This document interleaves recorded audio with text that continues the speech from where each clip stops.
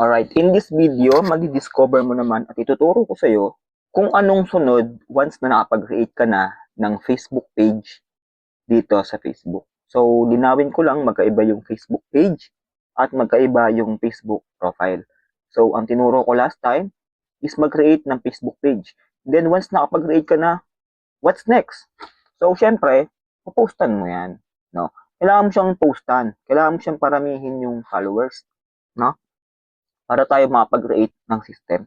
So, in this video, ituturo ko sa iyo paano mag-post dito sa ating Facebook page using our Seacrest marketing materials na nandoon sa Seacrest dashboard natin. So, ito yung page natin. Para tayo makapag-post, makakuha tayo ng post, punta tayo doon sa may ating dashboard. And then, once na nandito ka na sa dashboard mo, sa Seacrest, i-click mo tong 3 lines sa upper left corner. Pag-click mo yan, hanapin mo ito, marketing library. I-click mo yung marketing library, and then bubungad na sa'yo lahat ng pwede mong i-post sa social media o sa page mo. Pwede rin tong i-post sa iyong Facebook account, pero dahil nga binibuild natin yung page mo, sa page tayo magpo-post. So, paano siya i-post?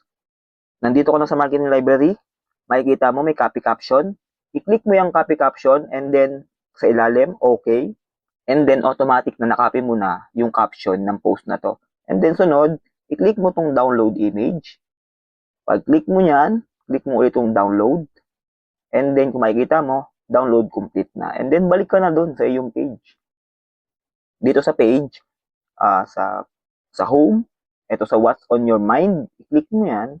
And then, ilong press mo itong what's on your mind. And makikita mo, may lumabas na paste. Click mo yung paste, and then, automatic na. Nandoon na sa page mo yung caption. Tapos, i-upload naman natin yung photo. Makikita mo dito sa ilalim, itong lower left corner. I-click mo yan. Tapos ang nebe, walang tinatama na piliin mo okay. itong, yan, yung image na dinownload natin kanina. So, kung makikita mo, andyan na siya. And then, click next. Pwedeng add button, pwedeng not now. Tayo, not now muna. Tapos, click mo tong post. Kung makikita mo, posting na.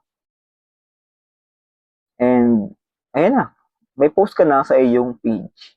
And then, recap lang tayo para mag-post. So, una, once nakapag-create ka na ng page, postan mo siya. Yung mga ipopost mo nandito sa marketing library, napakarami po niyan. Kakopy mo lang yung caption, and then, i-download mo yung image. Tapos, pag nakopy mo yung caption, punta ka ulit dito sa yung page, tapos sa what's on your mind, dito mo na i-post. Once again, this is Christian.